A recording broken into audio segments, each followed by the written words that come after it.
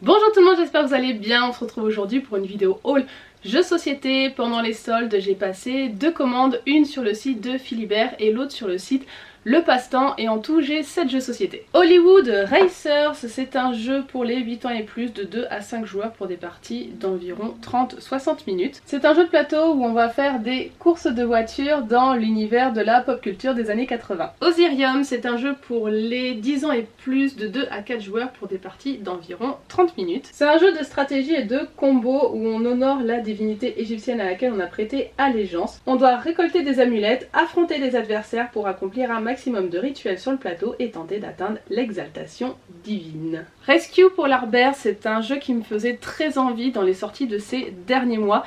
J'étais contente de le trouver en solde parce que de base il est un petit peu cher. C'est un jeu pour les 10 ans et plus de 1 à 4 joueurs pour des parties de 30 à 60 minutes. C'est un jeu qui est complètement d'actualité puisqu'on va parler de réchauffement climatique. On est les membres d'une expédition scientifique et on tente de collecter des données sur le changement climatique. Et dans le même temps, on doit aussi empêcher les ours polaires de se noyer dans l'eau glacée. C'est un jeu qui est coopératif parce que soit tout le monde gagne, soit tout le monde perd. Yak est aussi un jeu récent qui m'a complètement fait craquer quand je l'ai vu à sa sortie. C'est un jeu à partir de 8 ans pour 2 à 4 joueurs pour des parties d'environ 30-60 minutes. Le but va être d'acheter des pierres contre des ressources aux marchands ambulants. Donc vous avez les petits yaks qui tournent sur le plateau, qui peuvent être désorientés par le brouillard, etc.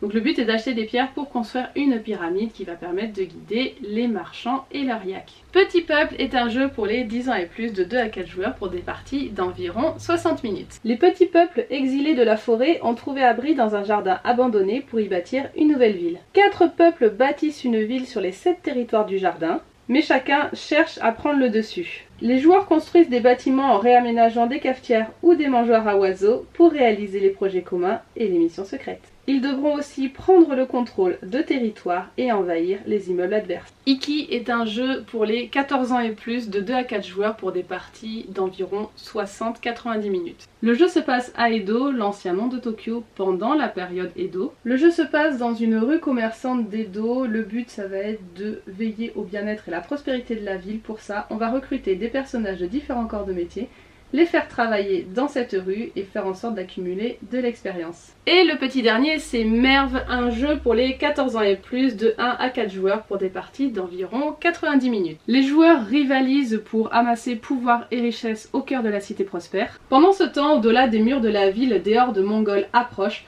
Si on aide à construire les murs de la ville, on renonce à de précieuses opportunités d'augmenter notre influence.